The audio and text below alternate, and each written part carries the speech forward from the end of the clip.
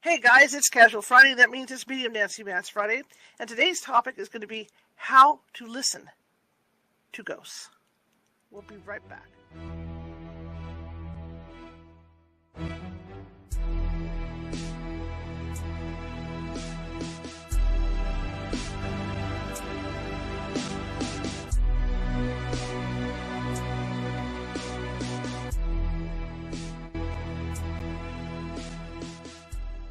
Grab your popcorn and snacks. Find a comfy spot, take a seat or lie down, and let me transport you to a place of fantasy, ghost stories, ancient legends, odd creatures, alien encounters, and other magical topics. You may even decide to join the conversation. From faraway lands to your own backyard, with a small dash of pixie dust, turn out the lights and open your minds. The journey is about to begin. Happy Friday, everybody! How's everybody doing? Well, I hope you said great. I'm doing great. Love Fridays. Don't we just love Fridays? Especially it being Medium Nancy Matz Fridays. It's even better. Anyway, my name is Charlotte. I'm going to be your host for the next hour. I'm also the owner of the California Haunts Paranormal Investigation Team. Excuse me, based out of Sacramento, California. We are 45 strong up and down this wonderful state, and that means we can help you no matter where you're at. It may take us a couple days, though, because California is a huge state. People don't realize how big we are. But in the case that it does take us a couple days, we do have psychics on staff who can call you and consult with you about what may or may not be going on in your house or business. And in most cases, if there is something going on, they can settle the energy down until we get out there.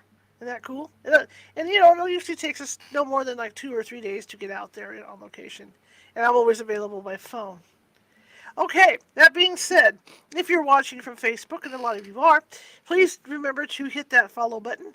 We're always looking for followers. And don't forget to give us a thumbs up, a thumbs up and happy faces and things like that. That helps us get higher up in the FYP and I say viral, yeah, well, there we go, viral. But that gets the attention of the master computers at Facebook. Same thing with YouTube. We've got over 900 and some odd videos over there, all of this show. And if you like what you hear and see tonight, please feel free to hit that subscribe button. We're always looking to build up on our subscribers. And same thing, thumbs up, happy faces, those heart thingies I can never do. That would be really great. Join us. See how the back is? Come join the conversation. Yeah, that's what it's about. Come join the conversation. Okay, we are broadcasting to Facebook, YouTube, Twitch, and TikTok. And for you people on TikTok, please be sure to keep double tapping that screen. Show us some love. Nancy and I like to see some love. Okay, and if you are watching and you come on into our chat room, come on in and chat because that helps us as well. And share. Okay, so tonight, Nancy Matz, of course, is here. We're going to be talking about ghosts again and when and how we can listen to them. So let me bring Nancy in and away we go. The minute I sit down and you start the show, I start coughing. Who else out there has got the allergy thing going on? And oh well, anyway, I had fun typing this up today. I told Shore I didn't tell it last time it happened. This time I started typing and kind of took off. You know how you do. I'm going to try to keep it to an hour, everybody, because we're starting a little later. Both of us have had very busy weeks, and that's why Char's late tonight. A little busy running around town, but anyway, this is an interesting topic because Char just recently had a guest on phone calls from the dead. I actually had one once. I had a client. I was in hospice, and she touched base with me, or I can't remember how we connect, but I think she did some psychic fairies, which I was involved with in Sacramento. I'll just call her Karen, for lack of a better name. And she was a slim little thing, high wire, more so than I am, I believe it. And she had almost died twice, and they recovered. She recovered. And she calls me up one day. She says, "I get to die." I go, "Okay." Because her near-death experiences taught her that she was in a place where she believed, and rightly so, that life does continue. And she did die, and she called me up. And I thought it was from another country. It was like one of those scammer thingies, and I listened, and all of a sudden, I realized that I was hearing too much electrical crackling in the line. Nancy, it's me. Can you hear me okay? I says, I'm trying. And all of a sudden, it was almost like the conversation was dying out. It was like 30 seconds. All of a sudden, I teared up. It's you. Yes, it's me. Really far away, crackling, crackling. And I, it's like, it happens to everybody else but me, but yet I see undead people all the time. And people say, "Oh, I wish I could do that." And I go, "Oh, well, it's common for me." But to hear someone's voice, it stirred me really deep. Because first, I know at that time it happened. That was in early 2000s. That I wasn't even aware that that was possible. I mean, how does that happen? Well, they're electrical; they can tap into anything. It was to, I believe, a landline. And I've heard over time that landlines are a little easier for them, but I'm not sure. Why not wireless, or unless their voice has to go to the satellite? Maybe so. I don't know how it works, but it was a landline. And I was quite amazed. So the gentleman that she had on just a couple of days ago, I thought, oh, how coincidental, because I had chose this topic a week ago. And so with that, Shar and I talked, and she was very taken with the show and that idea as a follow up. So, Shar, before the show's over, she's going to announce another show that she's doing just for that conversation. So, keep on to the end, okay? New parameters for the show. She may not be able, I don't know if we haven't talked because she was last minute getting on the air. If you want to find me, Nancy Matz Psychic at YouTube and nancymatz.com, Nancy Matz author. If you want to look me up and read up on me a little bit, okay? So anyway, let's get going. I imagine most of you, some of you are too young to remember Poltergeist 1, 2, and 3, but it might have been the second or third movie where the little girl answers her phone upstairs. She's in her bedroom, and it's a little plastic thing, and it's her grandmother. Now, the beginning of Poltergeist 2, the parents and the children have run away from the house and collapsed in on itself. The Poltergeist is the first movie. So then they move in with Grandma, and then Grandma passes away, and she answers the phone, and it's her grandma. And that was the pretty, people, oh, yeah, that doesn't happen. Well, how many of you, and I would Google this on YouTube, I have seen reels where someone's talking into a phone child and have said, this is grandma or grandpa or somebody talking to them. And so I don't know how that works when I said landline, but in some ways the child is hearing, and presumably through the phone. Now, the innocence of a child has to be a greater carte blanche. They believe unconditionally.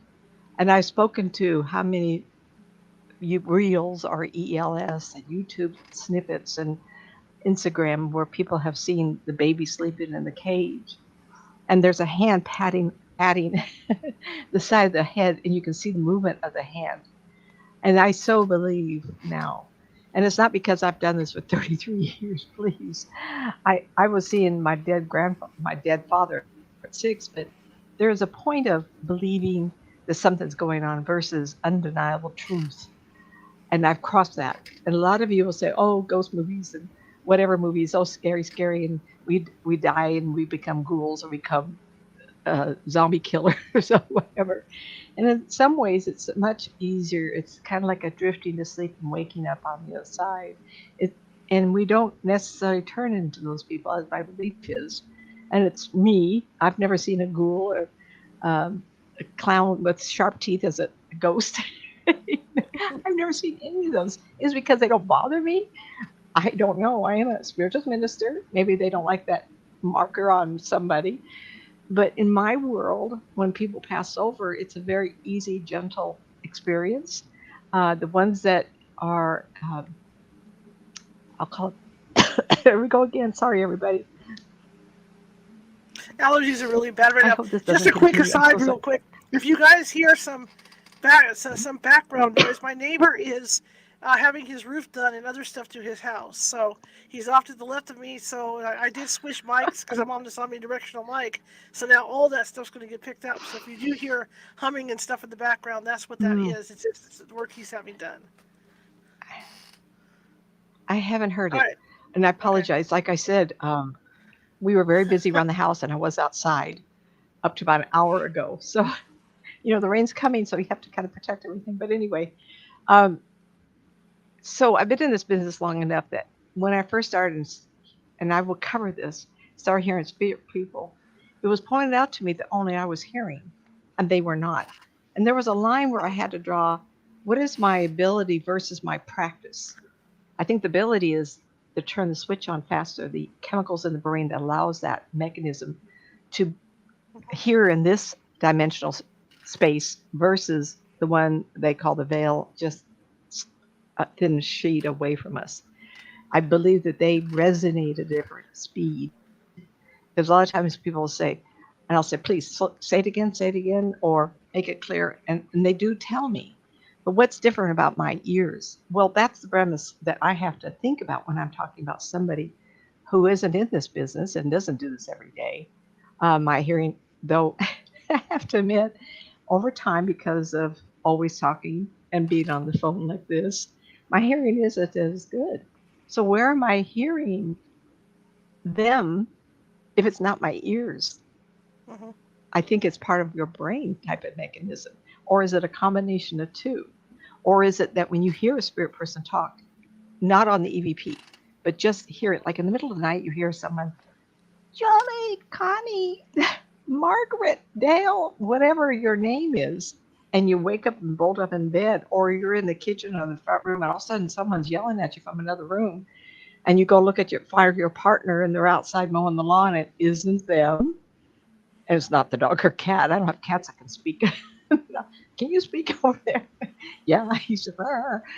So we have to go to a place of discerning noise and the volume of noise, and how is voice created if it's not with breath. So I need my to impression interject really is quick. I had Really a quick. spirit man. Um, we did this house over in Rosemont, and I still swear up and down I heard the cat. We caught this voice on the EVP. There was a cat in the room. I kid you not. And it was a little fairy type voice. That's what it sounded like a fairy. And the voice said, I just wanted some attention.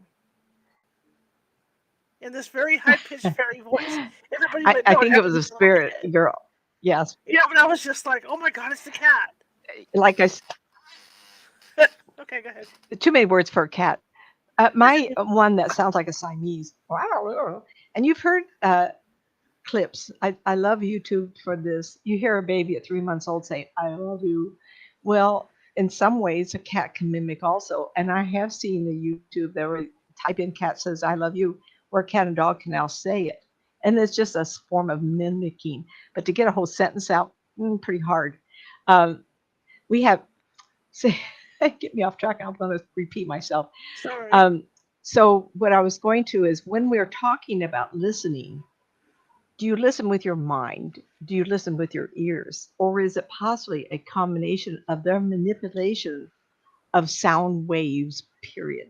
So I had a spirit man come to me once, and he was traveling. He called himself, for my interpretation of who he was called the Traveler. And I will write up on him because he was very fascinating. And he evidently had not visited humans too often or so infrequent. I like I said, it was just such a strange encounter. And he said the whole all of time and space is made up of musical notes. And I went, didn't really catch on to what he said at that time, but we resonate at a vibration of notes. So when you talk about travel in space, how are they folding time?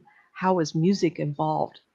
I don't know, but there is YouTube where you type in no music from the created by the universe Mm-hmm. or solar system. However, this gentleman did it. He picked up the waves of the atmosphere going out to all the planets, and he clocked it out from a recording, and then he played it by music, and it turned out to be beautiful. Who knew? Well, everything is music because everything is filaments in the universe. So the spirit peoples, do they manipulate that and create musical notes to create the sound of their voice? Mm-hmm. That's a pretty big one. I don't know how it works. Maybe we do it unconsciously. Look at all the different languages on the planet. Um, I could hear French really good. I could read it very well. But because I have a lisp, I know people pointed out to me enough, born with a little problem with my tongue, couldn't speak it, but I could hear it. So I could hear those musical notes creating the word, but it couldn't be formed through my mouth, my tongue. So there was a disconnect. In those years, you had to know a foreign language to get into college. So I thought, well, I'll just take Spanish at college. And a couple of years in, marriage and kids came along. Good Catholic family. So some of those things I just wanted you to ponder and think about. Mm-hmm. Uh, People have been encouraged to go do investigations in cemeteries and haunted locations and hearing disembodied voices, and most of the time not really understanding what is being said. And I've known many, many, including myself, who've gone to cemeteries and used EVP equipment and ghost tracking equipment. The like I said, music is musical notes, but their vibration of spirit. Almost, I spoke to this one time. It looks to me through my eyes like a piece of glass that you have wet, and it shimmers it shimmers like this, like my hand shaking, and I can see it that way. I don't know how other people see spirit peoples. That's how I see. And I'm only talking this one example because clearly, if you go to Gettysburg, you're going to see the soldiers still. I'll mention them later on. You can see the whole form, and it depends on their state of mind when they pass away. Mm-hmm. They see themselves and they stay firm to their form. And a lot of times, I don't know how they keep it up because it takes energy to keep up your form. But the action of being in war, the action of fear, the action of an embroilment can keep that energy up. And so those people will pull energy in from the surrounding. So when you go to a cemetery where there's action of these, like the cemetery Gettysburg, those people walking around, the whole environment they're walking will be sucked up from the energy to, for them to be able to form the presence of what they look like. Most spirit people pass over, and I've seen a lot of, sorry, it sounds so strange. I've seen a lot of passing overs, and they just float out of their body. They can sit up, they can float out of their head. It's just amazing. One fellow was on a bicycle, and he got into the driveway, and he fell off because he died and fell off, and he rolled out of his body. His body fell onto the pavement, but he, as a spirit man, rolled out of his body.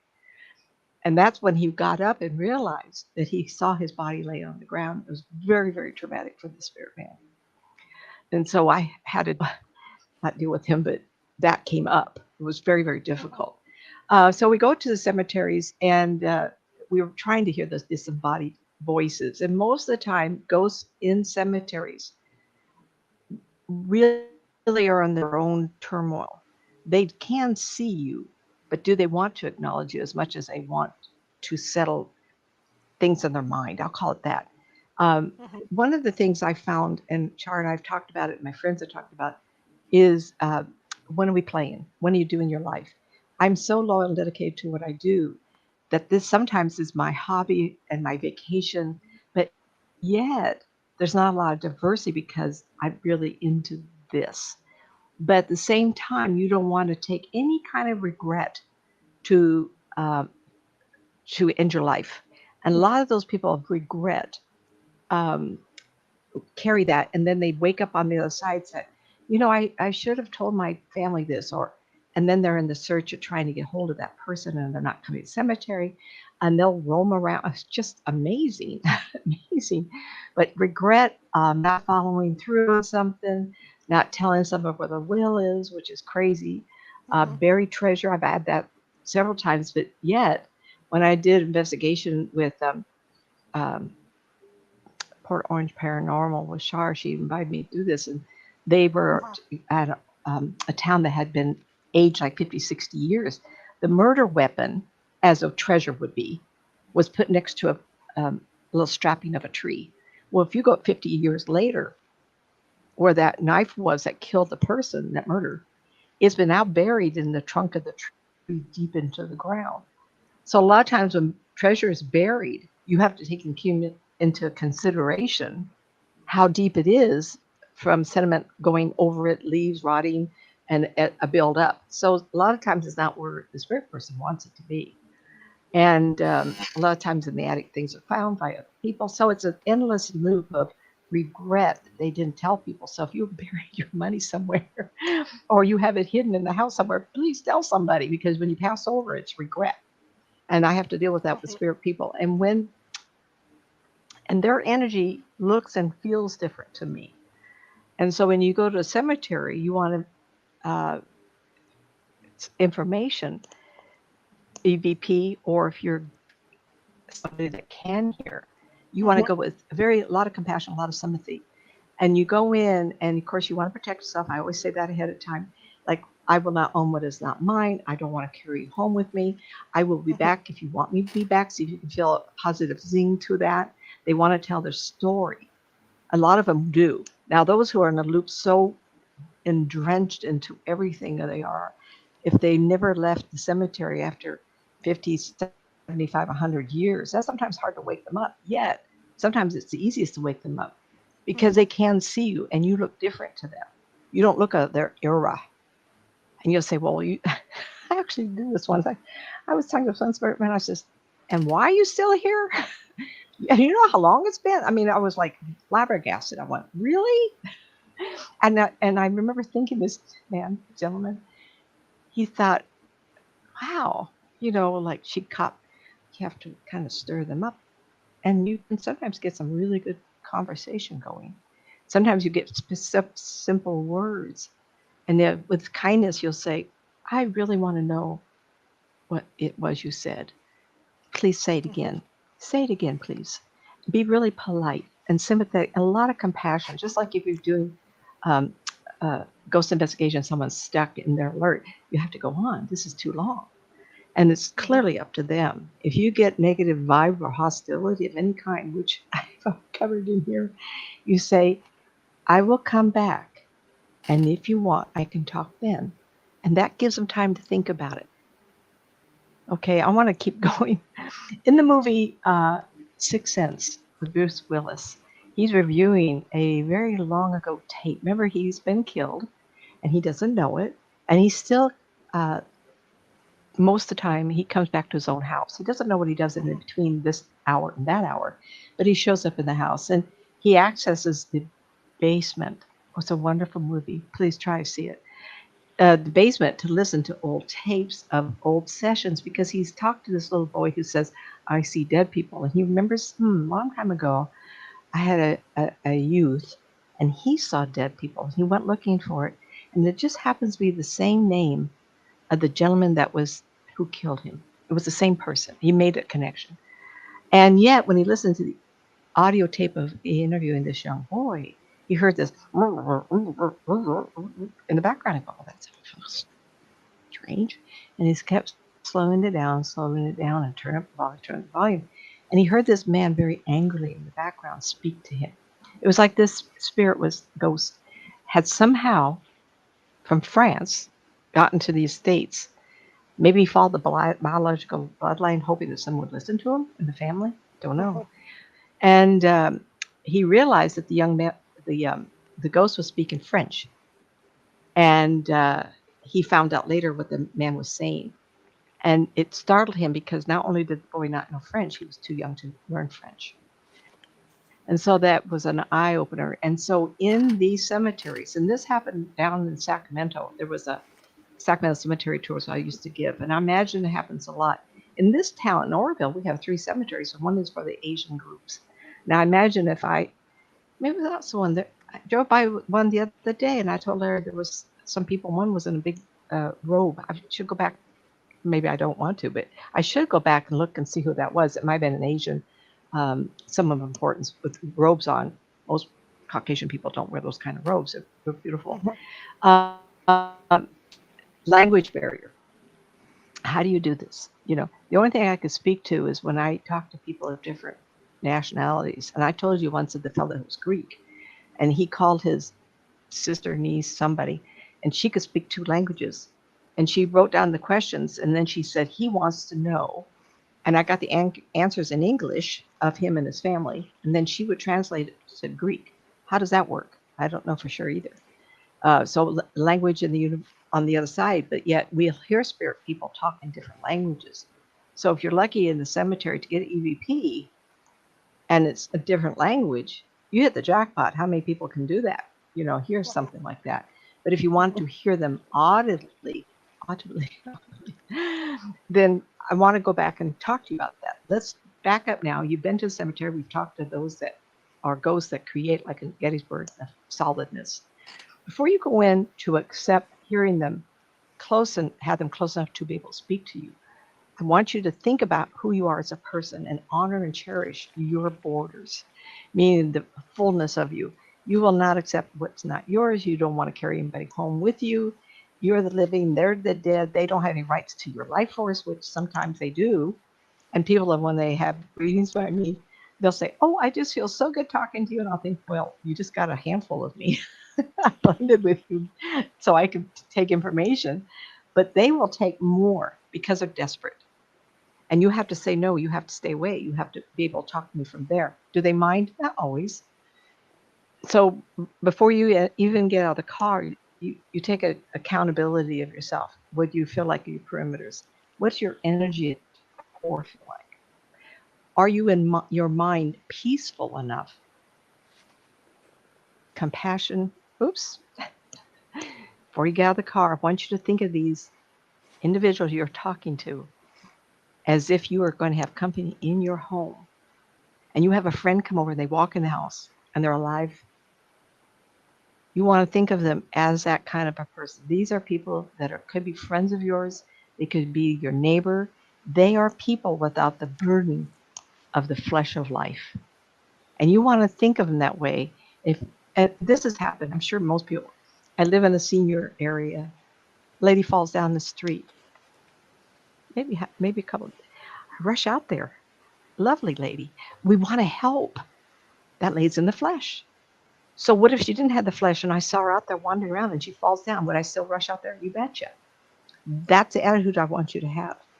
You're there to help them on some level, not just get proof for yourself, because you've had proof on some level. We've all had some proof. You're going to watch TV and believe all that? Why not? I do. Now, after 33 years, I'm sure of it. It's just amazing to me. So we have to have the attitude that these are real people and you want real conversation because you're there to help. Sympathy, compassion is the name of the game. And you're there to hear their words. Leave the car. I want you solid. I want you confident that you can do something if they don't pay attention to you. You can't if they're still hostile. So you find a place that you sense is a safe place to sit. Now, when you walk into the cemetery, this has happened in the Sacramento City Cemetery when I was giving the tours with Shar. Shar came up, she was a reporter for some newspaper. And there were sometimes we walk around and I go, ooh, I don't want to walk over there. And one area was called the hanging tree. We talked about that last week or week before. Mm-hmm. And I never felt comfortable. Yes, they did do a hanging, but it was the whole area. It's like whoever was hung there wasn't the first person. The anger, anguish of the up before the moment of death still permeates the air. And I just soon not get that energy on me. I'll go somewhere else. Does it mean there's a spirit person still hanging from the tree? It's been a while. I think the air needs to cleanse itself a little bit more. How long does it take? I don't know. But I've walked near areas that are very peaceful and people are buried there. In fact, I've seen spirit people stand next to their stone and they're just lovely. I mean, lovely meaning they're just lovely spirit people. Not necessarily just all ghosts. But I'm captivated by the senator. I'm captivated by the dancing lady. I'm captivated by the dance hall girl, how she loved her man and how she showed me how she died. It was okay. It was okay. She said it was my time. But I'm not captivated by an area I can't even walk near. So pay attention to your energy. If you feel push, if you feel anxiety, just walk the other way. You can do better than that. You want to have a sense of walk away from a bad area. Have a sense in those walkway or a path or a road. Just relax your body. Just think of for a minute Whom can I talk to? And then if you get a right hand push, your arm goes out and go over there. Who's doing a cemetery tour coming up? Shar, are you doing one? Okay, Oh, so whoever I'm picking up to the right, there's a woman, one aisle, two aisle, maybe, and she's lovely. Go over there and talk to somebody and say, I'm here. Who would like to visit with me? Can I help you? One thing that people do, no criticism, please. Fewer words more valuable than too many. Would you like to talk? Don't have to say who you are and what you're doing there and your name and I did that, did that, did that. And then they get all frustrated with you and they're not going to talk. You give them all your attention. And you say, who's here? Can I have your name? You want to talk to me? And if interesting. you can get conversation going, encourage them to tell you why they're there. Who are they waiting for?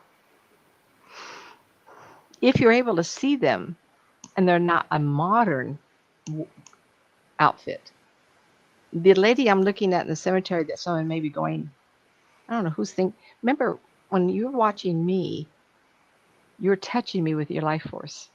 We do this unconsciously. Is she safe? Is she spooky? Is she someone I want to listen to? And then I feel it. So someone is going, and this lady is very slim. She has a, not the spirit lady, and she's very calmly, Comely, very peaceful. She always like she's looking around. I would love to have to tell me who is going, or if they saw this person. Um, I'm trying to keep it to an hour, everybody. How am I doing? 2 hours last time. Um, so when we get to the cemetery, before you get out of the car, collect yourself. Feel positive that you're going to help somebody. If possible, have communication. Why are they there? Compassion, sympathy. Seek out a area that feels like there's someone there, but not a feeling of hostile. You want to stay away from hostile. Those people, it doesn't mean they're bad or wrong. That means they're angry that their life was taken when they weren't ready or they had unfinished business. How many of you have, gentlemen and women, had a fight and they left in a car? Maybe you had an accident and someone said, oh, they're dead. And they go, wait a minute, I just broke up with somebody and I meant to apologize. Right? I wonder what my father was thinking when he got killed by a car accident. You know, you wonder what were they thinking, and it wasn't like the other drivers were Korean War veterans, heroes, and they had been celebrating, and all three men died. They went through the whole conflict, got home, and got killed after the celebration. I don't understand things like that. You know, I'm just a human being. I'm just in this body right now. My spirit knows more than I do. And I think, where's that? My father had a 5 and 6 year old he was trying to raise. Anyway, and I'm very sympathetic. I get it. I get it. Death in my family, I get it. And so when you've had death in your family, how does Nancy have any sympathy or understanding of what you've been through? Well, I understand that. I've lost people in my family. I get it. I also get my mother visited me a lot after she died, especially when I was on stage. And I did some past life regression work, and mom was right there. Something scared me off the stage. She showed up like 20 years old, and she had the darkest, almost black hair and dark eyes, and she had tons of eyelashes. And I went, oh my God, mother's on stage with me. And everybody went, she is? Can we see her? Oh, wonderful. So anyway, they do show up. I'm okay. I'm okay. So uh, before you get out of the car, sympathy, compassion. If I repeat it enough time, this is somebody just like if you had a neighbor come over visit, but without the bulkiness of flesh. I could use a real slang word, but I'm not going to. You are just flesh. That's all, and whatever. Um, I do also want to cover using all your senses to get a verbal and emotional, energetic feedback from your inquiries of Spirit Pond.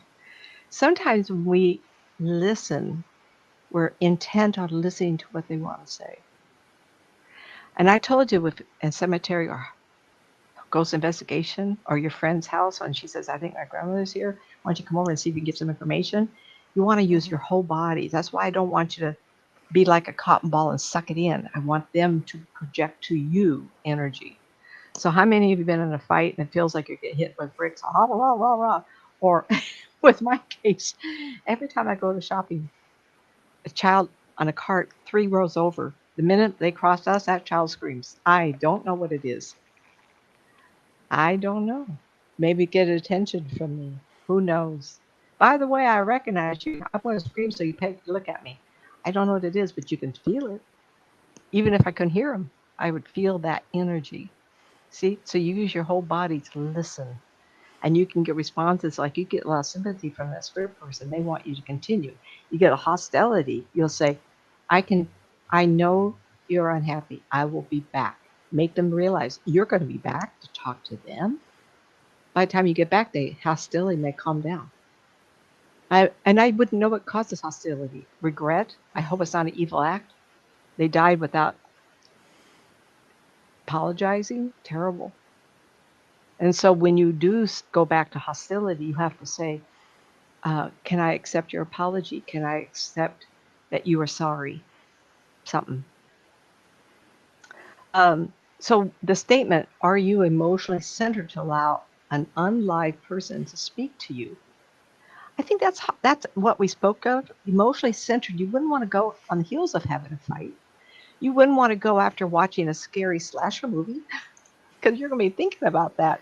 What's that person you walk up to? He's a spirit man. He said, "Oh, I get to talk to somebody." All of a sudden, you're shooting out memories of slashing people with a knife. you know, you want to go. I have TV on. I don't always watch. Shars always call me and say, "I watch this. And I don't watch any." But for a while in my life, especially through cancer and divorce, I watch a lot of comedy. And in my 88, 1987, 88, when I was battling, Lauren Hardy and Red Skelton and the people of that era were who my go-to. It doesn't matter who's talking to us, Shar. I don't know. I was getting a What was weird that, thing. honey? Okay. Did you hear it? I don't know what that was. I did. I think we got someone talking to us through the electric. That's a possibility. I Definitely a think it, I possibility. think it was your mom, hun. Are emotionally centered? Hmm? My mom? It, it felt like a female, and it wouldn't be my mom. Might be my mom. A woman. Are emotionally centered to allow an unlive person to speak to you? She has a sense of humor, and I think whatever that was caused by, she just pushed it a little bit so we get acknowledgement. Hmm. Just a relaxation and sitting very still. Know your physicalness. I've mentioned that in the car. And if possible, clue into your energy field so that when a spirit or ghost touch you, you have a sense of different. Now, when a spirit touches you, a lot of people get it different ways. Like if a spirit gets close to me, my right side kind of flares up. Like I get close. When I first started doing this, I remember thinking, what are they touching my face and my neck? Wherever on your body, and everybody has an area that seems to be a little sensitive to the cold in the shower or before it Hmm. warms up. Sometimes people will say to me, geez, on my this part of my body, if I have some rough clothing on, it seems to irritate me the most.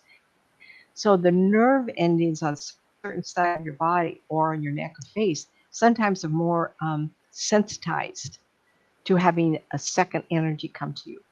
And it's hard to explain this one, but at one time I did transfigurations where spirit would move in and sit in my space with me. Tough. It's like wearing uh, underwater scuba outfit.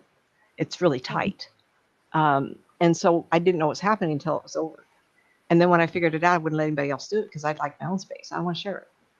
I don't want someone to take as much energy it might take for them to sit that still. But that's what it feels like. It energizes and takes from you at the same spot, same energy, same time.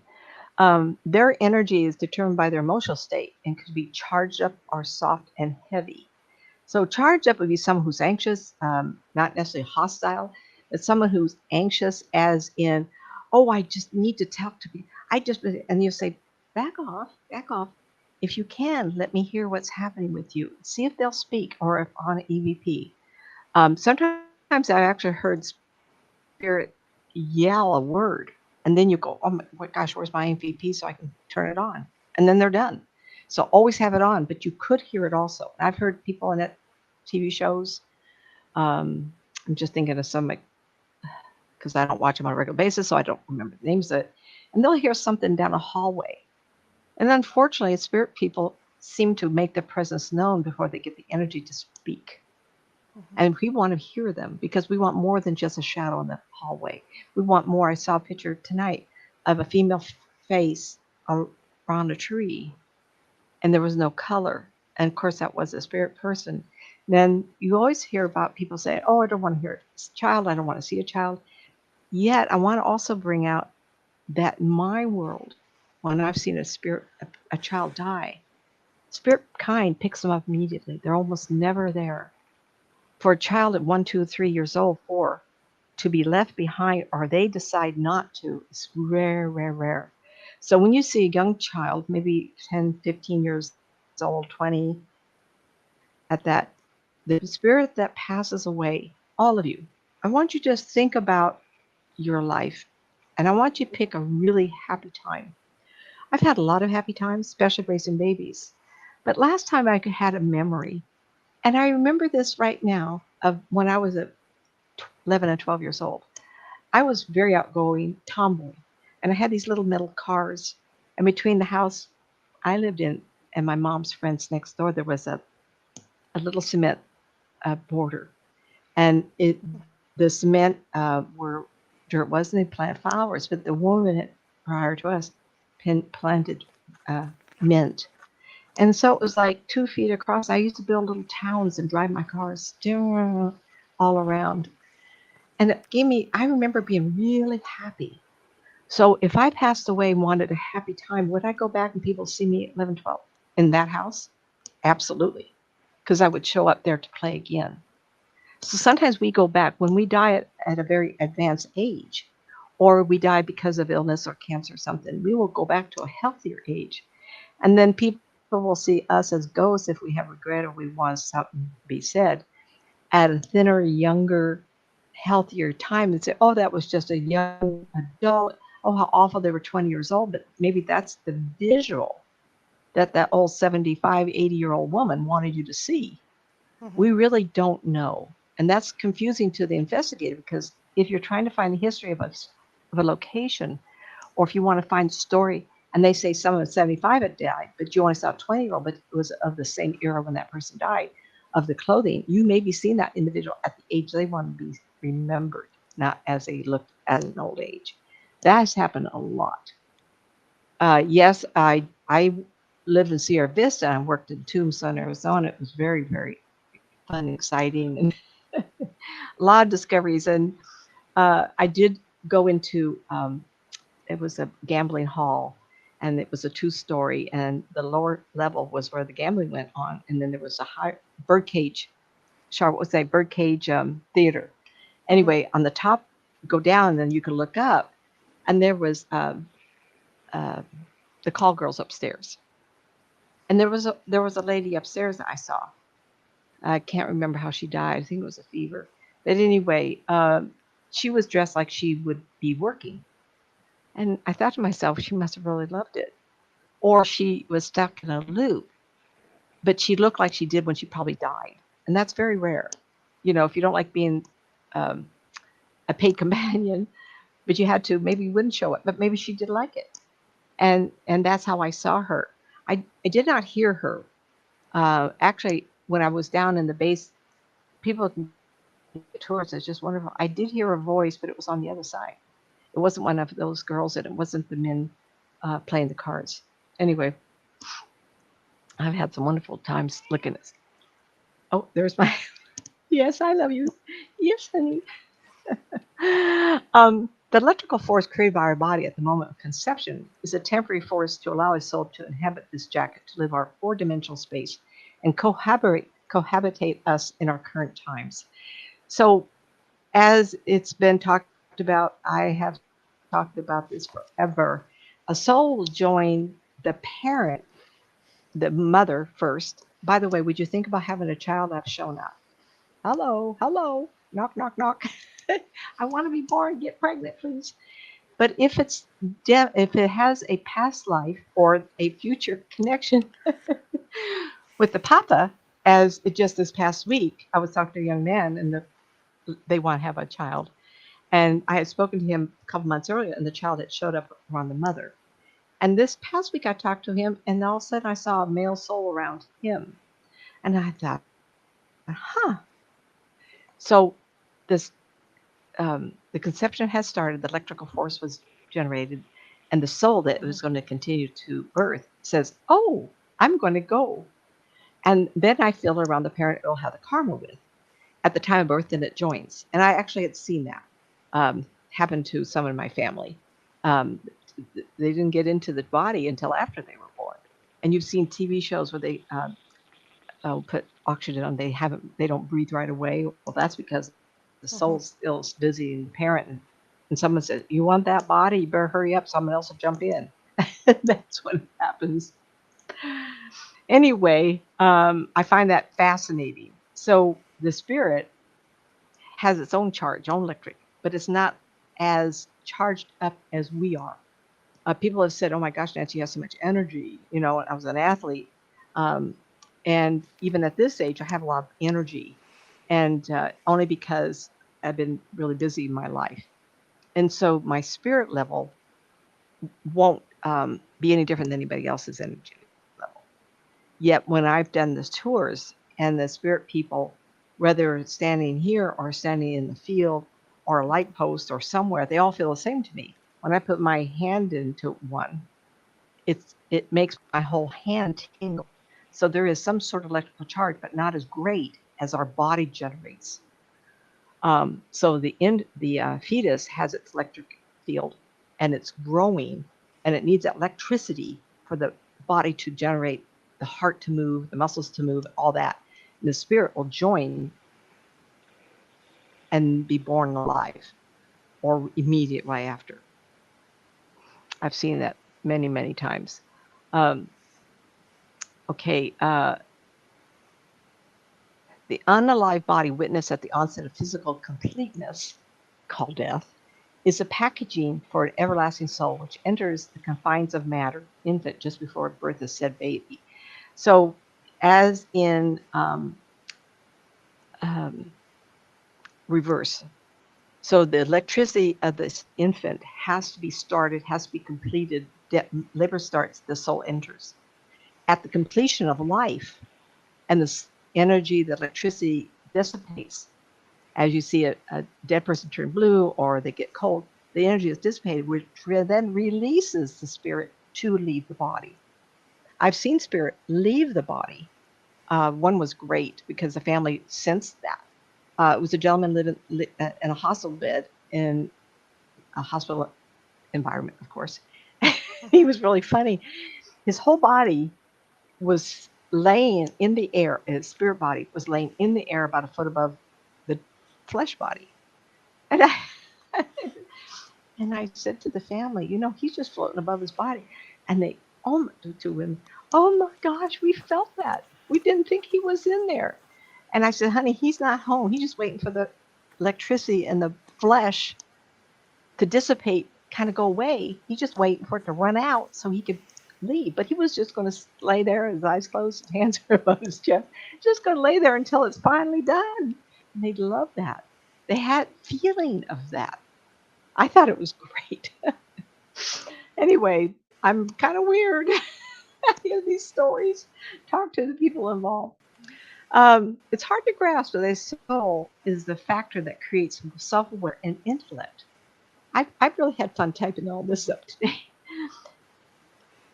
One more time. It's hard to grasp that a soul is the factor that creates self-aware and intellect to have a mentally developed life experience. Now, you talk to me about my cats. Are you kidding me?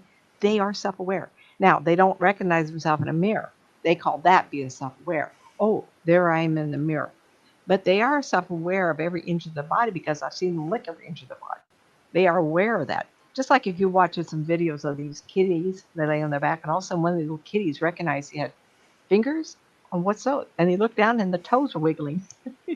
Right that moment, he became self-aware. What makes the difference? Well, doesn't make any difference. But I think the human brain is the capacity that a soul would enjoy a life experience.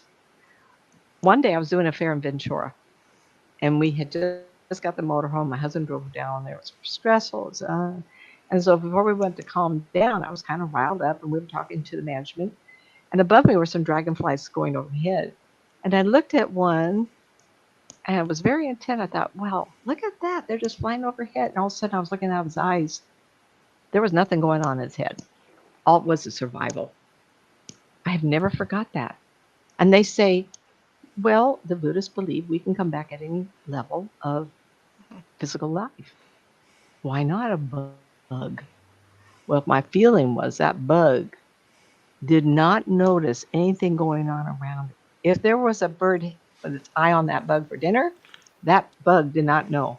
Because when I was cohabitating with the bug, that leaf was the only thing that that bug saw. And I was mesmerized by that. Oh my God, a bug. Now, have I done that with anybody else? Not really. Do I try to get in and share a space with my cats? Oh, no, I'm not going there. But what makes the difference is that uh, I was doing readings, of course, 33 years with. In fact, I asked a friend the other day, I wonder how many people I've talked to. Kind of like hurts my brain thinking about it. I was talking to somebody, Karen Rothstein is a hypnotherapist out of Lincoln, Rockland rather. And she has an office in Rockland or Roseville, so she's fabulous. Rothstein, Rothstein, Karen. And we're doing a book. Hopefully it gets finished. I've been busy with my life, and so she. And it's going to be on possession. Two people, two, had other possessions besides human, and one was an alien. Oh, hello. I went, oh, no. And over the years, I've heard of more and more people. In fact, just an article recently where someone had spoke to, I think, verification of children's reincarnation stories on Facebook. Mhm. One of them was talking about, mother was talking about child saying, you're not my real mother, I came from, and the mother was smart enough to say, oh, tell me a story about your prior life. And he did. And she says, and do you remember the life before that? And he answered. And she says, really? You can remember all that? Can you remember the life before that? And he says, I was on a different planet. Here's a child 3 years old, 4 years old. Please, verification of children reincarnation stories. I think I read it yesterday. Please, how can a child like that die? Come up with names. Can't, can't do that. I love that. So what I believe is happening is that we take the experiences of all the lives that we have had and we combine it to have an emotional, intellectual growth from each lifetime. I don't want to talk about it tonight. It's so big, so big. Do animals have it? I was listening to Coast one night, and a man was on. He was a gentleman of older age, maybe 50, 60. And he was firmly believed that in his past life, most recent past life, he was a horse. Yeah. Type in there on coasttocoastam.com, man who believed he was a horse in a past life, something like that. See Mhm. what comes up. You will be amazed because he was on several times and it was Mhm. very, very convincing. Why can't we be an animal? Why can't we be a whale? I told somebody, can I be a redwood tree and never have to worry about diet for about 400 years? Maybe just soak in the sun and be large. Or maybe a whale. I think that would be very fun. Just I love swimming. That'd be very fun also. Why not? Okay. Uh, okay, I want to speak. We are aware that many people, including myself, have seen spirit animals and people who have near death experiences. A lot of them will say, I saw my spirit pets. And I have been told, someone I trust told me, oh, I see you running. But did you have a big black dog that ran with you? When I was training to do a marathon, well, I did a lot of running. And I ran the Auburn Fake Trails from Granite Bay to Auburn. And I had a big 95-pound black lab, desperately in love with her. She would keep me company and safe, and she'd run 2 or 3 times more miles than I would. because she would run up the hill and down the hill. Until we got back, she'd let her back home. It was lovely. And I was so sad to hear that she had passed away. But she used her body up, got back to me that she had arthritis so bad she couldn't move. And Papa had to take her to the vet. But she had a good life. I suspect we will meet again. And so when I was in Sierra Vista, I think I might have shared this just a couple weeks ago. We I drove from Sierra Vista to Tombstone. I did love living there for a couple of years, and then the recession hit. You know that that's that. But anyway, I was passing a dinosaur dig. So if you look up Sierra Vista and look up Tombstone, you're going to see a road connect them. See if you can find that dig. I'd be curious. Who put it on? When was it? Look up dinosaur digs in Sierra Vista. Why not? And that's what I passed every day. So I got used to the idea that I didn't know. I didn't even give it thought. Oh, you mean there's dinosaurs in this area? Well, yeah, like 65 million years ago. It was very tropical there. Southern Arizona, right at the Mexican border, they probably had all kinds of green vegetation. And I thought about it for a few months, a couple months. And so one day we had a little bigger house then, and I was looking out the kitchen talking to my tech guy in Texas, and my husband was way on the other side of the house, but he could see me. And all of a sudden, my tech guy said, "Nancy, are you okay?" I looked out the window like I'd seen a ghost. I wasn't seeing a ghost. I was seeing one. I was seeing a ghost dinosaur, and it was walking. And the thing was, it was one of those leaf eaters that stood on back legs and reached all the way up to the tops of the tree. And each leg was bigger than my truck, stove like like cylinder. And so all I could see was coming toward me. I thought, oh, I am really having a crazy day. I'm seeing a ghost dinosaur. Please tell me I'm insane. And I mentioned, Larry came over and said, "Are you okay?" And I said, "There's a dinosaur walking through our house." And I thought, this is crazy. But it's not. It's what my mind got used to believing, that there was dinosaurs. And so when one happened to be walking by, my brain said that's okay to see that. If I were a detective, missing 411, love that. And I think I've watched him on, I think Shar had somebody on that with missing people. I don't know if I would like to get involved with death, dying. I've seen dead people before in spirit and how they died and everything, but I don't know if I'm ready for that. Before I would get into it on a regular basis, I would have to watch crime shows. I would have to be okay the violence that's created on people. I would have to get used to it because my brain would not allow it. You have to get used to allowing your mind to accept something, not my spirit, but my mind. Mm-hmm. So that's what I want you to do, is to start accepting not only that we are alive after death, we are the same people.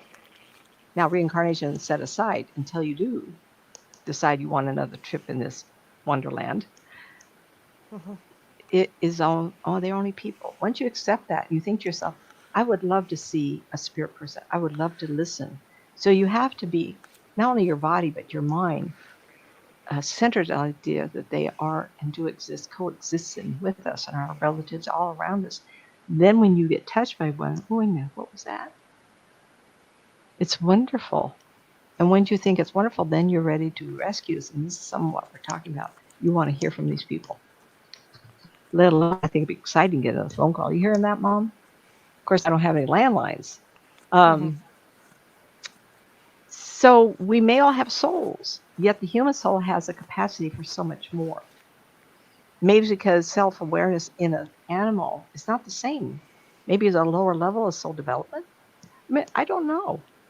But I know I'm going to get to see Bonnie, my dog. And I know a lot of people in their death experiences have seen a lot of animals. And I've told you that a near-death experience that I read up on about a little boy, and he unfortunately he died in the bed in the hospital, and he was on a train. And you hear a lot of people in their last days is, I'm going to take a trip. And he's a pack. Did you get my ticket? and they're laying in bed dying. And they go, "Are you mom and dad and grandma, grandpa? Where are you going?" "Oh, I'm going on a trip."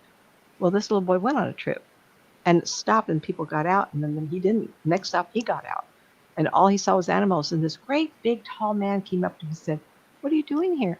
"Well, I got out like everybody else got out down there, and I didn't get out with him." "Well, you're not supposed to be here. This is the animal kingdom here." Now, is that true or not? Well, why would the boy make it up? He was 5 or 6 years old.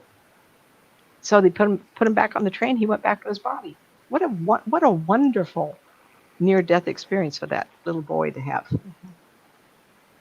Oh, I hope you're not hearing that. It's a cat. Um, okay, that's rattling when you hear a cat sick. It's so that when a soul has the I'm just listening to the cat. Sorry. Uh, a soul that desires endless creative intellect, emotional development, not unlike the animals, but knowledge at a level of self-awareness to understand the spiritual aspect of one's divinity. I believe that's the difference. In some cultures, all going back to the pre-dawn of man, they did bury their people with respect, but I'm not positive it's because there was a divinity involved as much as taking care of the body. Because if you left the body out next to the fire and disintegrated, I think that with respect, they put it in its own place with all the possessions and clothing, but didn't that have anything to do with survival as much as taking care of the loved one and put him in a safe place. Otherwise, it brought right there in the cave in the bed. When dealing with a ghost of recent long passing, um, I want to go back to this, as we became more involved and people started thinking about themselves, the idea, the divinity, that there's more to the stars, and we all thought we came from the stars. Was that an idea that the spirit gave to us, or was it that blackness at night and all those little spots that we saw that as our divine? There's so many things to come on, let alone, and I know this is a topic for another night, everybody, that we were enhanced by other civilizations elsewhere. Absolutely. And we create those people to be the divine, the divinity. Of course, later on, we were able to accept the idea, and all the spiritual leaders, 11, 12, 13 of them, that come one after another for every civilization on the planet, preaching the word of God. I think that didn't help, didn't hurt. And I think when we believe there's a divinity with it, of which there has been proven to me, the ultimate love that we receive, I think that's part of the soul development. So when I see a spirit stuck in a cemetery or stuck in a building, and the compassion it takes to wake them up so their soul development can progress to the level of divinity, that is part of who we are. Our yearning to help spirit people become emotionally healthy, to pass over. That's where I'd like you to think about. You're happy at who you are as a person, whether you're an atheist or not. You don't believe in the divine. It's too bad that person. And that's kind of a curious thought, isn't it? So if you don't believe in survival, you just go to the grave and rot. There's black. Would you ever go on a ghost investigation? What if you did see a spirit person? I would love to talk to somebody who had been an atheist. I was approached by an atheist, but he was a spirit man. He leaned over at a table one day. I've had that happen a couple of times. I'm like, would you tell everybody I was wrong? I want to go on. How much time do I have? Am I talking too long? Oh my gosh, Shar, how much time do I have? Another You're half hour? fine. Yeah, I'm good. Okay. Um, the topics are so involved. I just really want to talk about it because I got more to say. Um, I I don't know if I said this. So when dealing with a ghost of recent or long passing, establish in yourself a knowing that life is eternal, and be comforted that in living a life of self-respect, you can continue on. You are dealing with people like yourself who have regret and low self-esteem of themselves, and that's why they didn't go on. Spirit family have moved from flesh to an afterlife, can and often return to the living to visit, nurture, and guide family members. In the time of the most stress, laying in bed or you're in the front room, you are not alone. Those spirit people see you as a firecracker of distress. We shoot off our life force in buckets like this, off and off and on. And a way to remember if how many of you have broken up with somebody and you couldn't even breathe. The Mhm. grieving, your energy just falls off you, and after a while you feel so tired. You feel I could sleep for 2 days because Mhm. your grieving has diminished your life force. Someone who's in a fight or someone who's worked at work 12 hours straight, you put so much energy into it, you just like this. How can you feel your spirit people? That's really Mhm. hard. But in the midst of the worst turmoil, if you get, I like the car, I like the sun in the car, or the peacefulness in the car. Don't come in the house, Mhm. stay in the car for 10 minutes and say, if there's family that help guide me through this, if nothing else is to comfort me, I'm asking for help now. Do not put a paragraph of words out there. You want to have them hear and understand your intent. And if it's possible, let me know you're here with me. They would probably approach you in the middle of the night when you're asleep or on the brink of sleeping or on the brink of waking up. That's when your energy is easiest for you to understand. That's when they can hear you can hear them the best. Okay? It's when we're not in the throes of something that you need them. It's when you're relaxed enough to be able to hear them. I've had many widows and widowers talk to me. I can't hear them. I can't feel them. And people who've lost their pets, and I'll tell them, oh, they've done this, or they are doing that, or your dog is click click click click down the hallway, and they go, oh my gosh, I just heard that, and it's not coincidental. It's something that's unusual, and they go, oh my gosh, I just heard that. I just did that. I know that. Oh, that was them. Okay, and we all need that. So sometimes you don't get the voice, but you get the action. And that's also just as important. Um, that call in the night of your name, very spontaneous and yet unnerving, is a phenomena not easy to replicate. It is, remember me, a warning to be aware or just for you to hear your name in their voice for comfort. I have I have told many clients after hearing your name, sit with a picture of whom you believe it is, or write their name on a piece of paper and put it right in front of you. Send them a sense of yourself. Remember, this is a loving person. Say you're sitting there watching me. Think Mhm. about someone you really love. And I'll often tell you, my parents are gone, so I'll think of a child. And I can feel, if I think of them hard, of course, this is me, right? If I think of them hard enough, I can smell them. I can put a kiss on one of their cheeks. I want you to do the same with the deceased person, and they will show up. How long does it take for you to feel it? You may have to do it every night for a while because they want to be acknowledged. They want you to know they are in your life. Someone said to me, well, how do I know they haven't been born yet? If you have conscious thought of them, they will stay there. I wondered if my father hasn't come back. He's been gone since I was 6. I can't remember what he looks like. Can't. I remember his clothing. I remember jumping his arms, but I have no memory of his face. He might have come back because the person I'll remember is my mother. She isn't going anywhere. Thank you, Mom. Oh, oh ugh, I feel her in here. She's watching us. Oh, she just touched my back. I love it. Oh, excuse me. Collect yourself, Nancy. So, what you want to do is that person that you sent that thought to, I think she showed up when after I described her in Sierra Vista, I was on stage and she showed up. Um,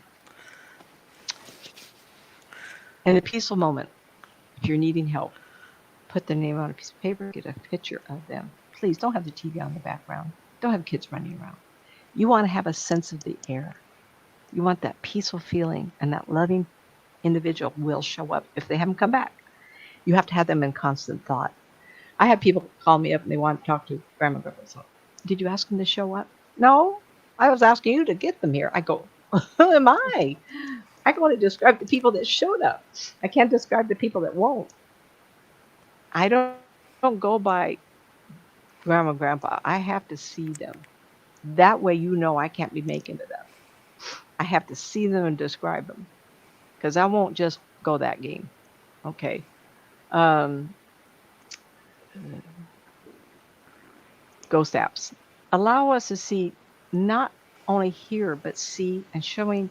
One of them that Shar has is stick person, and kind of feels the energy of them. And I don't know if it works or not, but I know it's a ghost app.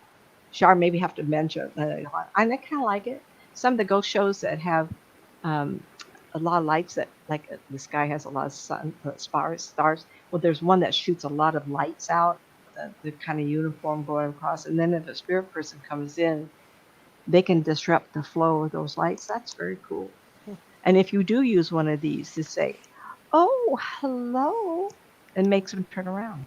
If you're nice, like yell at, scream at them, rah, rah, rah, I'm gonna make it. And they're gonna look at you like, like they walk away, or try to hurt you, like they looking for a fight. I'll give you one, because they want to do what you want.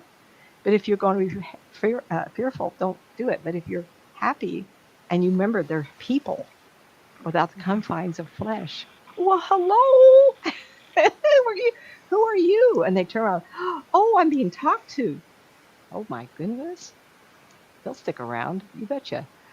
And remember, the atmosphere will change. If there's one that's in a little bit of distress, oh my, they'll suck the air in from around them and be cold. Okay, sometimes it's very calm and they're content. Or if it's even to warm them, that's someone who could be just ruffled. They're kind of shooting their air out, their energy out. It could be, most of the time it's cold, because people they want your attention. They want you to see them. They'll try to form more body, and they'll take in the energy from around the area. Um, what does happen more often is a partial apparition of visual of said unlive person. So you may get parts of people. Remember, I spoke to you once about people see their hands and what they have. I have my Friday night shirt on. Been there, done that. Got the T-shirt slogan on it. And a lot of times whatever you see the most of yourself, you'll remember that. And it's amazing how many people will look down at their self before they die, and you'll see the legs and shoes. A lot of people won't, and you'll never see legs and shoes. You'll see the dress, because that's what they've looked at last. A lot of times you can look at somebody and the hair will change, short to long, short, long women, because they can't decide which way they want to look. And I was speaking to a lady the other day, and I said, this lady showed at the door, and I was talking to her, and her father showed up, and she said, "Is he wearing glasses?" And looked at him. I says, "Did you wear glasses?" Well, he must have shown me 4 pair of glasses. Which one was I wearing last? Was it this one versus this? Because and people would ask me after I pass over, "Did you wear glasses?" And I'm thinking, which pair should I show them? They have to think about it, especially if you've been gone 20, 30 years. Can you imagine what pair of socks you have on in 20 years? I tell people, what pair of shoes did you die in? Slippers? I can't remember. Um, an unlive person can be seen as energy of a loop created by the unlive person caught in an endless loop of negative emotions or feelings. And I want to speak of this, Gettysburg.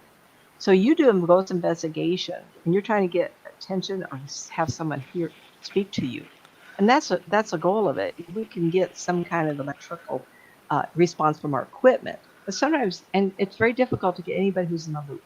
So when you do an investigation, you want to make sure they're not stuck. And a lot of times it's not necessarily cemeteries, everywhere else. There was a boy that I heard, I was doing an investigation over the phone of someone, I think it was in New Orleans. I'm not sure, Shar. You have to press, listen to you somewhere else. And I heard the of a little boy running a stick along a fence line. Well, guess what he was doing before he got hit by a car? But he was still with that stick running up and down the fence. And all I heard was a rat-tat-tat-tat-tat of a wooden stick on wooden poles, one after another, on the fence line.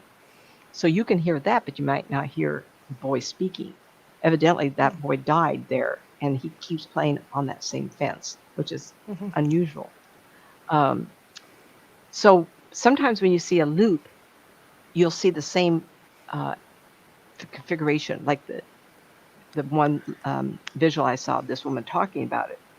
You could see from the jacket up, because he was looking at his arms. He was looking at what he was wearing when he died. And the energy, um, I spoke of this earlier. Can you imagine the stress?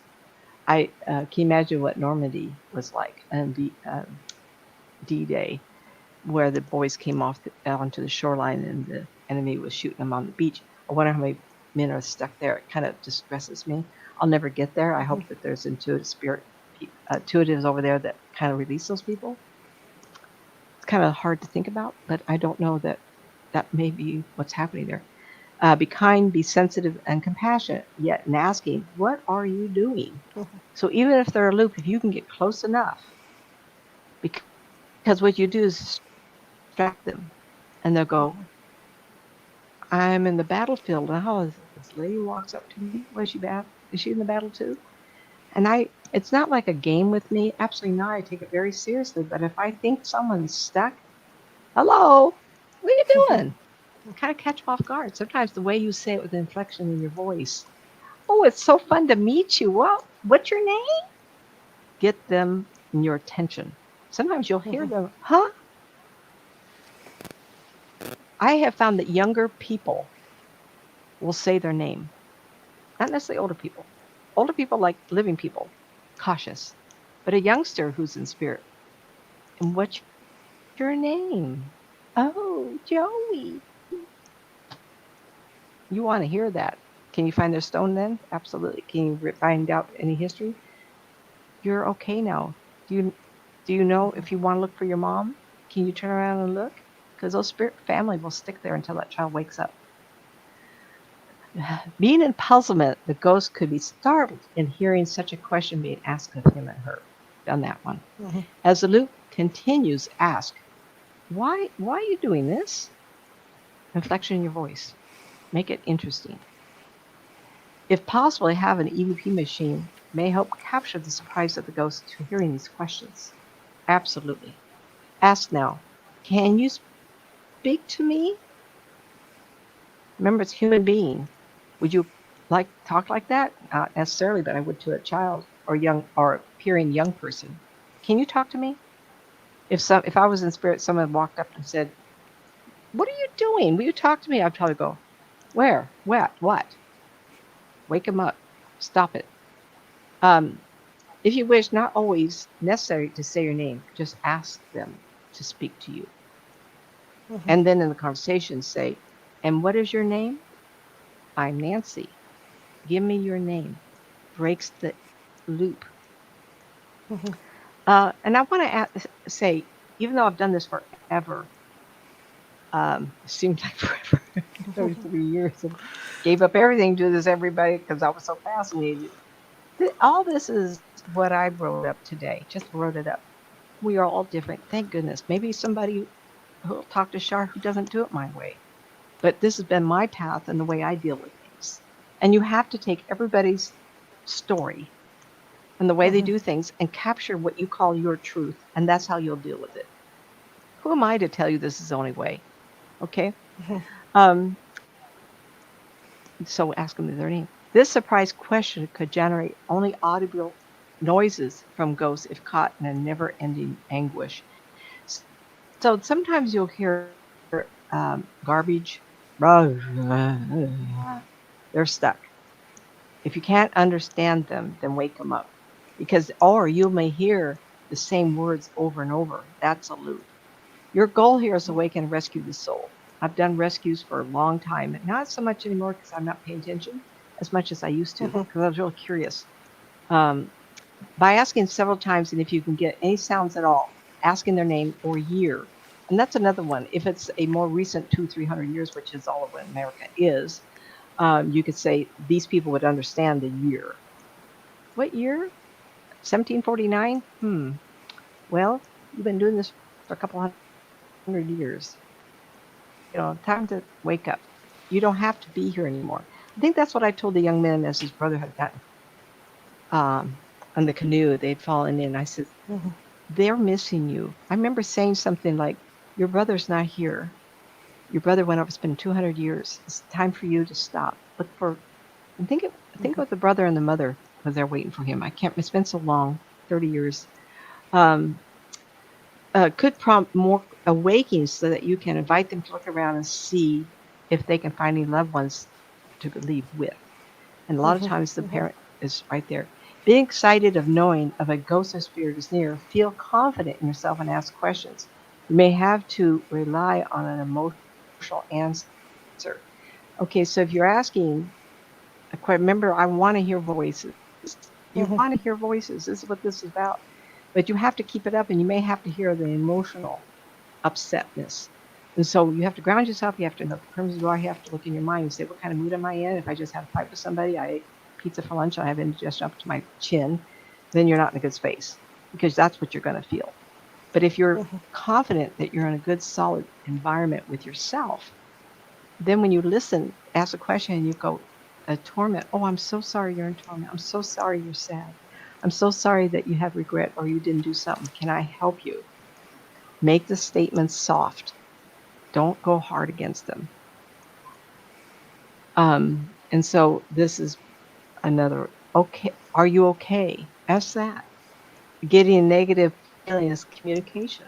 Asking who they are, an answer by EVP or automatic writing. If stressed, ask them what makes them stressed. And that's another way you can go. If you go to cemetery with a piece of paper and pencil, or you wanting to channel, that's their energy going through you by channeling, by writing, automatic writing. That's allowing your shoulder to move, not your elbow, not your fingers, not your wrist. Move from the shoulder onto paper.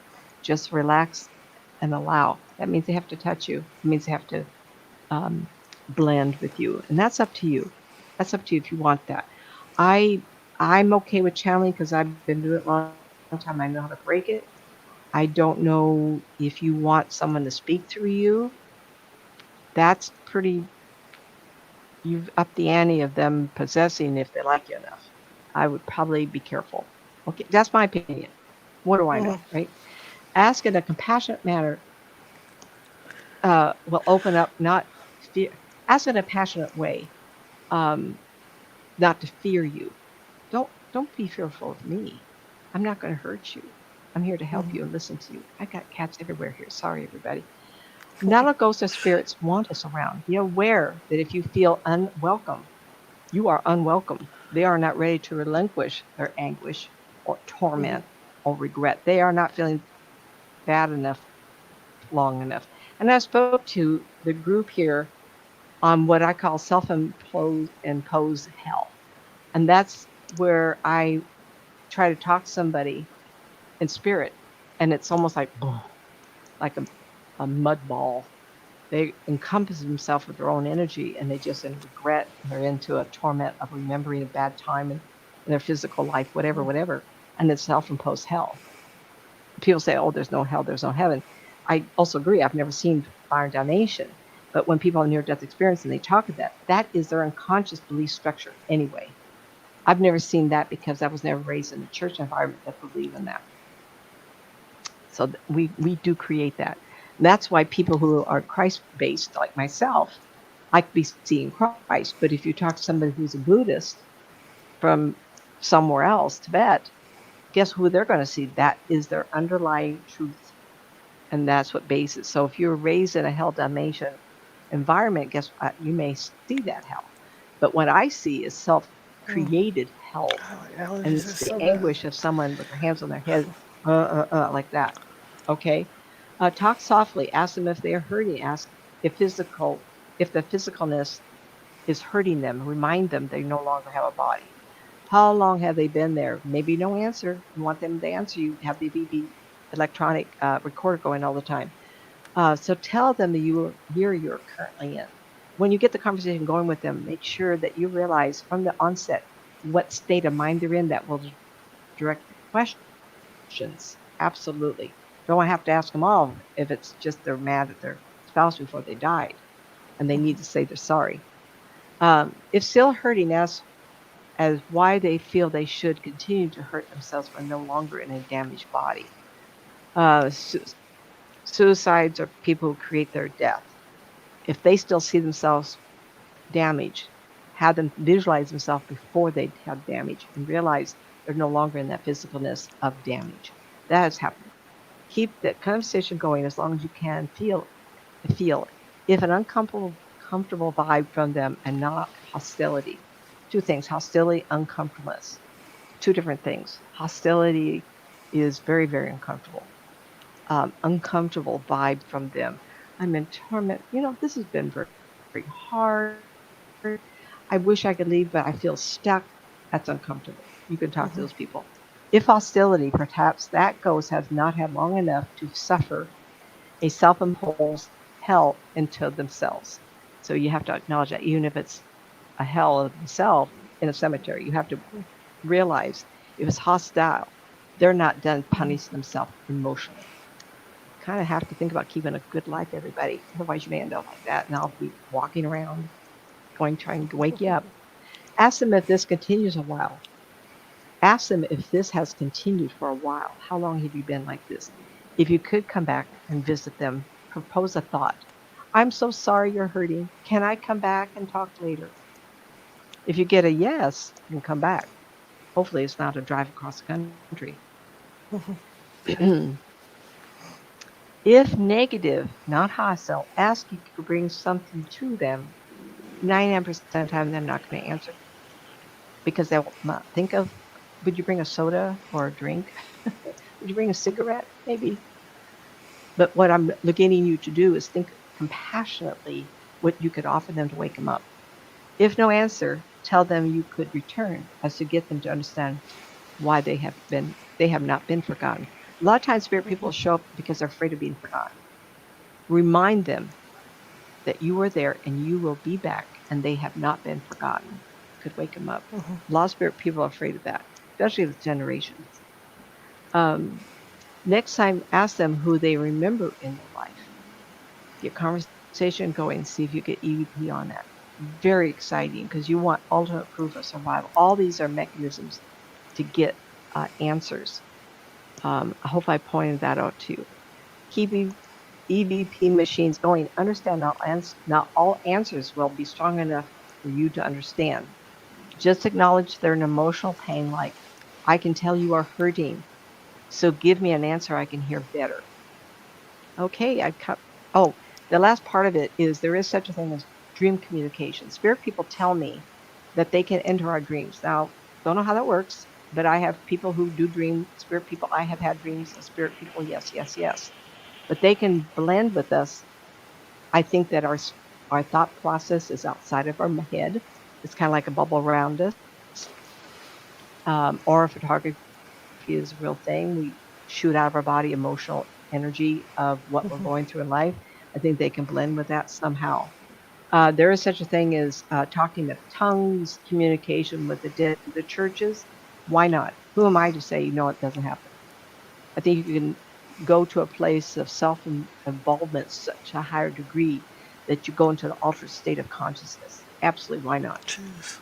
Why not? Who am I to say no? Okay, I did want to Right. cover that. That was the last thing I Right. wrote down.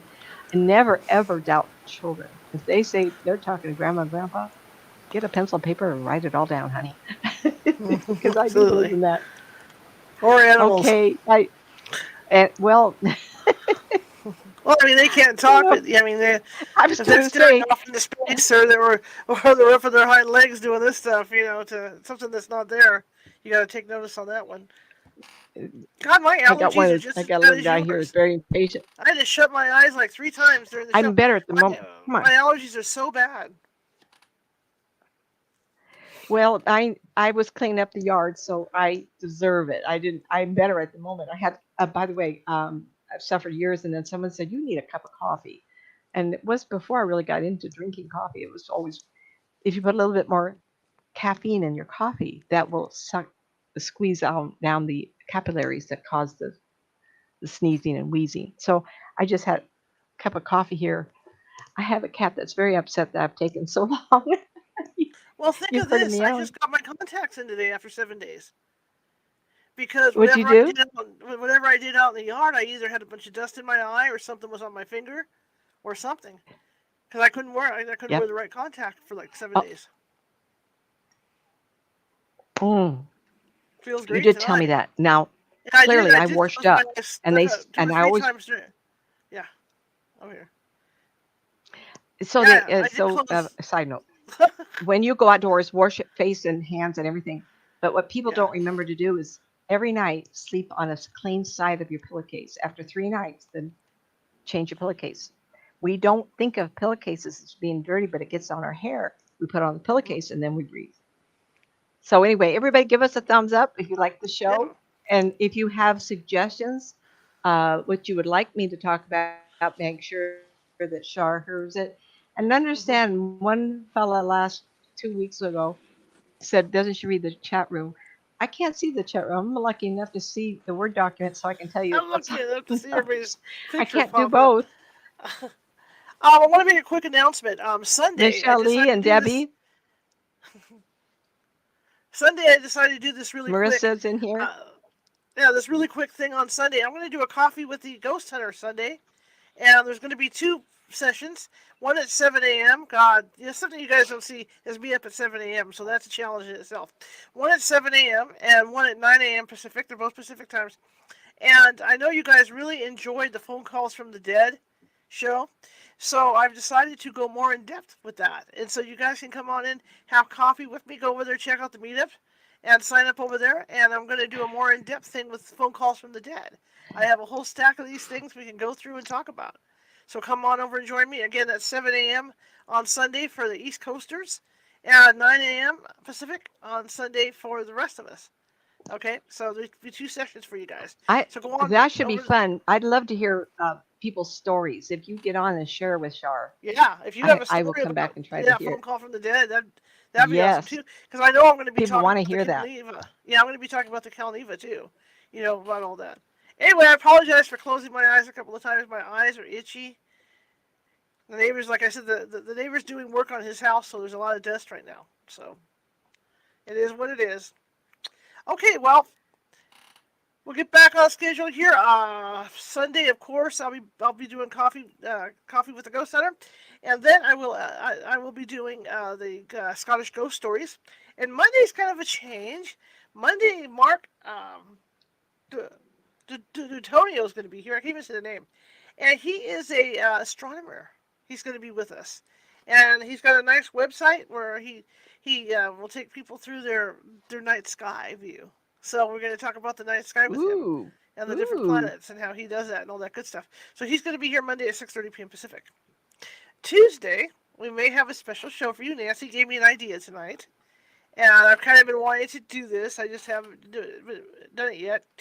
Um, we're going to do, maybe I can talk Nancy into coming back with us on Tuesday or Wednesday to do some EVP Well, what work is it? live on the air and see if we can't pick up some Oh, EVPs. I Okay, love I'll it. even use Oh, one of you my mean ghost. have a real have a machine on? Yeah, You mean we have a recorder going while we do the show? yes, to see if we Oh, pick up anybody. Ask some questions. I Okay, love it. I even have Your a house so couple. full of people. I'd be surprised if we didn't. I even have a couple of apps that we can play around with as well, so to see if we can hear voices and stuff. I'm also going to be doing an I think equipment that would be check coming fun. up here because I've got some new investigators coming on, and so what I call the moldy oldies coming on. So I'm going to do a live equipment check out here so you guys can see our equipment and how I check through it before we do an investigation. So that's something else we're going to be doing. I may get my phone back in the next couple weeks, and what that means is I'll be going live from some locations. And I have one in mind in particular that I would like to do. I'm not going to tell you guys till I know officially that I'm going to be able to do it. But yeah, we're going to start. I'm going to start getting out and doing some live streams and stuff for you guys. So yeah, start picking up the pace. In fact, we're going to start Oh, fishing. I went fun. over and got I got a fishing license for my brother-in-law at Christmas, and I'm going to go out there. I went out yesterday and I got my license in hand, and I'm going to take you guys catfishing with us. So it's going to be kind of fun. Kind of fun, kind of fun. Nancy, thank you. It's wonderful as always. And again, you guys know the schedule for next week. So I will see you guys probably Sunday morning if you guys come on over for the Coffee with a Ghost Hunter. If not, then Sunday evening when I read Scottish Ghost Stories. Alrighty? Alright, you guys have a great night. Nancy, you have a great night. And we'll see you soon. Here we go. Bye-bye. Bye bye. Good night, everybody.